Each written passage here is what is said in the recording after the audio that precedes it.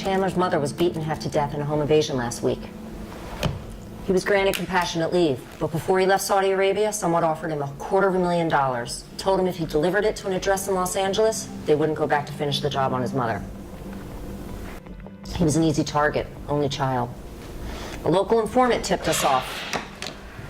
Chandler's willing to work with us, but on his way to the drop last night, someone took a shot at him and the kid panicked. He tried to get back home to his mom in West Virginia. He made it as far as D.C. So it's not just about a dead Marine. No, I think it's tied to a local arms deal case we're working over there, and I want you to liaise with them. Pick an agent to go with you. San Diego? Los Angeles, OSP. Yeah, is she still the agent in charge there? You got a problem with that? No, but she might. You're on the same side. Work for